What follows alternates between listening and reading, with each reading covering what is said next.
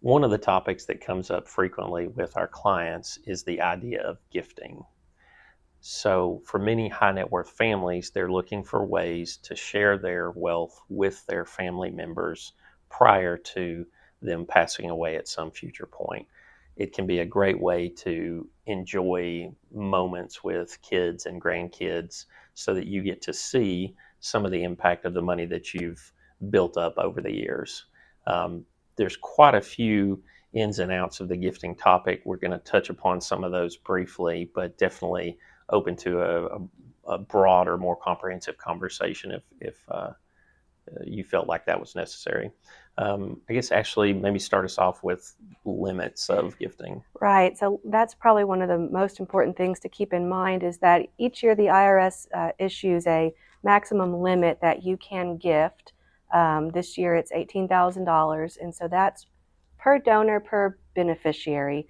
A married couple can effectively double that number by each giving $18,000 to any beneficiary, and it's really whoever you want, kids, nieces. There's no limit on what type of individual the gift can be made to, as long as we keep it at or under that dollar amount for the year. So it's not necessary that it be a direct descendant or a child. There's friends, neighbors, whoever you feel like you want to share that with is fair game. I want to be the neighbor of somebody who's into, Me too. into gifting. And some of the exceptions to that would be where payments are made directly to a hospital, or what's another place that you could? School. So tuition and medical payments made directly to those institutions do not count towards that $18,000 limit. Right. So if they wanted to pay for the birth of a grandchild, exactly. or if they were paying for private school tuition so that wouldn't get wrapped up in these limits that we're talking about. Okay.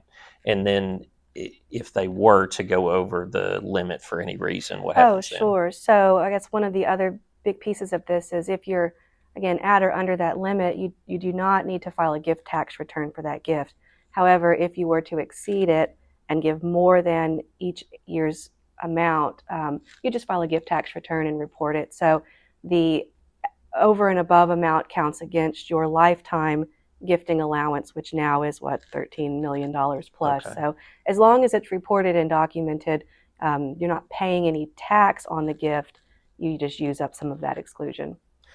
So in talking about gifting, there is some coordination with overall estate planning. Yes, absolutely. Okay. One topic that I think gets talked about very, very rarely that can be useful is the idea of loans.